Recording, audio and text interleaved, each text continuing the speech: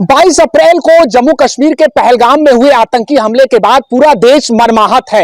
एक ही मांग है कि पाकिस्तान और आतंकवाद पर मुंहतोड़ इसका जवाब दिया जाए और कड़ी कार्रवाई की जाए। हमारे साथ बनारस के लोग बातचीत के लिए जुड़े हैं, हम उनसे बात करेंगे। बनारस के भी अलग अलग जगहों से आतंकवाद के खिलाफ जो विरोध के सुर हैं वो देखे जा रहे हैं। चलिए हम बात करते हैं, क्या कहेंगे त्रिपाठी जी, जो पहलगाम में कुछ हुआ इसको लेकर कई बातें कही जा रही हैं। अब सरकार के सुरक्षा तंत्र पर भी सवाल उठ रहा है। जी बिल्कुल, देखिए सुरक्षा में चूक हुई है, इसको हमारे सरकार ने भी माना है कि कुछ चूक हुई है, लेकिन चूक से बड़ा सवाल ये उठता है कि जब ये सरकार जम्मू कश्मीर की जो सरकार बनी है, सवाल उस पर भी उठता है।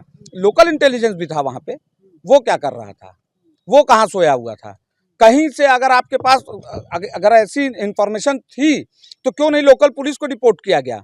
क्यों नहीं लोकल सरकार ने वहाँ के एलजी से संपर्क किया? तो शंका का विषय तो हर जगह है।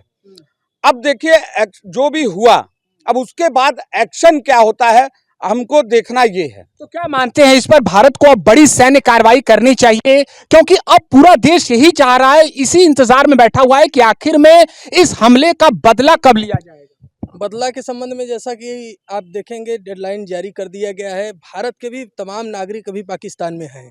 अभी तुरंत ये लोग कह रहे हैं तुरंत हमला कर दीजिए। इनको ये नहीं पता कि जैसे अभी 1 लाख पाकिस्तानी गए हैं भारत से, उसी तरह भारत वहाँ पाकिस्तान में भी हमारे नागरिक हैं, उनको आ जाने दीजिए। सरकार बहुत तगड़े तरीके से, कूटनीति तरीके से, जल के तरह से हुक्का पानी बंद कर दिया गया ही है। हर तरीके से इनको जो है कि नस्तो नाबूद कर देगा। आप कह रहे हैं कि जब पाकिस्तान में रहने वाले भारतीय नागरिक आ जाएंगे तब जवाबी कार्रवाई होगी? बस जल्द ही ज्यादा समय जी, आप पाकिस्तान मुर्दाबाद कहना क्या चाह रहे हैं? इस आतंकी हमले के बाद आप क्या सोच रहे हैं, क्या होना चाहिए?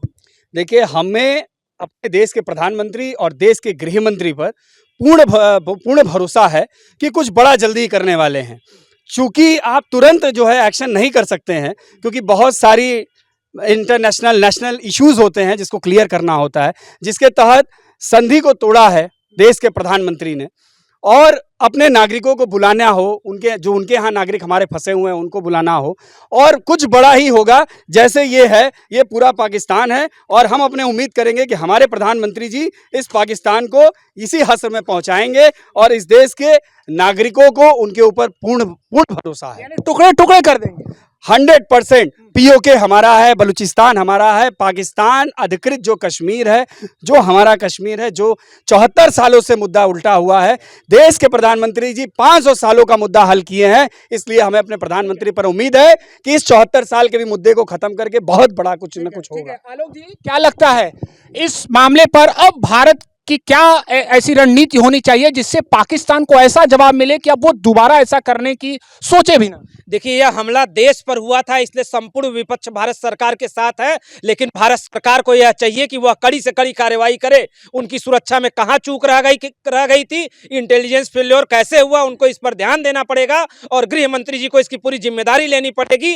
अगर संभव हो तो गृह मंत्री जी इस्तीफा दे, और जितने लोग उसमें मारे गए हमले में, उनके घर पर जाकर उनको मुआवजा देने का काम पहले सर्वप्रथम सरकार करे, और उसके बाद सरकार यह सुनिश्चित करे कि पूरे भारत देश के नागरिक सुरक्षित हैं। उनकी सुरक्षा की पूरी जिम्मेदारी सरकार की है। इस मामले पर प्रधानमंत्री का ये भी कहना है कि सभी को एकजुट होने की जरूरत है, हमारी एकजुटता ही हमारी ताकत है, और हम आतंकवाद के खिलाफ उन्होंने भरोसा दिलाया है कि न्याय होगा और ऐसी कार्रवाई होगी जिसके बारे में पाकिस्तान ने कल्पना नहीं की होगी। देखिए, कार्रवाई कब होगी ये सब वो देने से नहीं है बात। बिहार में आप चले जा रहे हैं चुनाव प्रचार करने के लिए, आपको चुनाव प्रचार करने का समय है, लेकिन जवाब देने के लिए आपको रणनीति बनाने का समय नहीं है। आप जवाब नहीं दे सकते हैं, जवाबी कार्रवाई नहीं कर रहे हैं, असंतुष्ट नजर आ रहे हैं। चलिए हम और लोगों से बात करते हैं।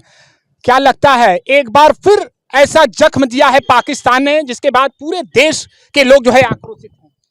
देखिए, जिस तरीके से ये घटना घटी है पूरे देश में निंदनीय है, और जो है सरकार को इसकी जिम्मेदारी लेनी चाहिए। इंटेलिजेंट फेलियर है, और हमें अपने देश के आर्मी पर पूरा भरोसा है। जिस दिन उनको आदेश मिलेगा, ये आतंकवाद का ये पोस्टर है और ये ऐसे ही चिथड़े होंगे। आज वो मृतक परिवार यही इंतजार कर रहा है, जिनके लोग मारे गए, जिनके घर के लोग मारे गए हैं, वो न्याय के लिए आज दिन रात अपने घरों में बैठे हुए हैं, इंतजार कर रहे हैं कि साहब कब एक्शन लेंगे, कब इंटेलिजेंस जाएगी, कब आर्मी घुसेगी पाकिस्तान में, कब नेस्तो नाबूद करेगी, कब उन आतंकवादियों के घर को नेस्तो नाबूद किया जाएगा, कब पूरी दुनिया में संदेश दिया जाएगा, कब संयुक्त राष्ट्र में संदेश दिया जाएगा।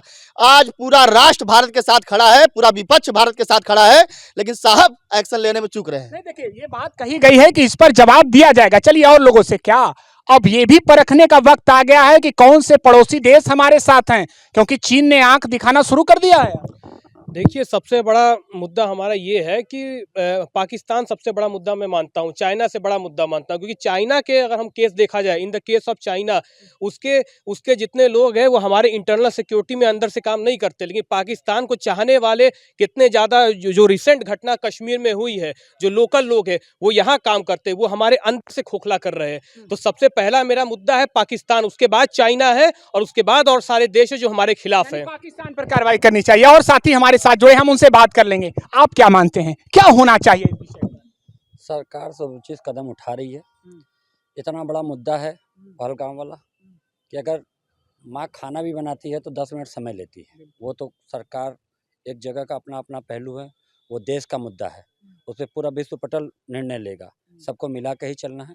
सरकार पूर्ण रूप से उस पर कार्य कर रही है और कठोर से कठोर कार्रवाई करेगी। आप क्या मानते हैं, क्या कहीं चूक हो गई? पूरा चूक है। पूरे देश के लोग बहुत दुखी हैं और इसमें लग रहा है हमारे देश के गृह मंत्री जी फेलियर हैं, वहाँ के गवर्नर साहब भी फेलियर हैं। अगर हमला हुआ, हम पूछ रहे हैं विदेश से प्रधानमंत्री जब देश में आए तो उनको सर्वप्रथम पहले शहीद के परिवार के घर पे जाना चाहिए, न कि चुनावी रैली करने के लिए चाहिए। रह गई श्रीपति भाई जी, आपने जो आरोप लगाया तो आप हरिशंकर तिवारी जी गोरखपुर में जब समाधि स्थानीय विषय पर हम बात नहीं करेंगे। बात यहाँ पर ये हो रही है, क्या अखिलेश यादव को क्या शुभम के परिवार के यहाँ जाना चाहिए था, क्योंकि अब वो पूरे देश का परिवार हो चुका है। तो यही तो इसी बात का तो दुर्भाग्य है कि देश के सबसे बड़ी पार्टी, तीसरे नंबर की पार्टी अखिलेश यादव, उसके नेता, और उत्तर प्रदेश में प्रमुख विपक्षी दल के नेता, लेकिन केवल तुष्टीकरण को देखते हुए अखिलेश यादव सुबोध द्विवेदी के घर नहीं गए और मुख्तार अंसारी के भाई के घर चले गए, क्योंकि वोट की राजनीति करनी। देखिए इस बात को लेकर अब बहस छिड़ चुकी है। चलिए हम कमेंट था कि वो हमारे उनसे कोई संबंध नहीं है, पार्टी के लोगों से संबंध है। क्या यह देश का मुद्दा था तो वो संबंध पारिवारिक मुद्दा रहेगा। राजनीतिक अपने बढ़ावे के लिए वो पारिवारिक जगह देखेंगे। बिल्कुल, ये बात अहम है कि ये देश का मुद्दा है और जिन लोगों ने भी अपने परिजनों को खोया है उनके साथ हमें हरदम मजबूती के साथ खड़े रहना है। क्या कहेंगे भाई साहब? अब मरमाहत है पूरा देश, तो होना क्या चाहिए? देखिए, देश का कोई भी बेटा अगर जा रहा है तो वो पूरे देश का बेटा है। इसमें सब राजनीतिक पार्टियों को जाना चाहिए उनके यहाँ, और उनको ये महसूस हो कि नहीं, हमारे साथ पूरा देश खड़ा हुआ है। और रह गई बात मोदी जी की, तो प्रधानमंत्री जी जो एक्शन लिए हैं तो कुछ सोच समझ कर एक्शन लिए होंगे, तो काम उस पर होगा ही। जैसे सर्जिकल स्ट्राइक हुआ था, उससे भी बड़ी स्ट्राइक होगी, लेकिन थोड़ा समय का इंतजार करिए। तो समय का इंतजार करना है और निश्चित ही सबको उम्मीदें हैं, भरोसा है कि भारतीय सेना हो या भारत सरकार हो, इस मामले पर पाकिस्तान और आतंकवाद पर जवाबी कार्रवाई करेगा।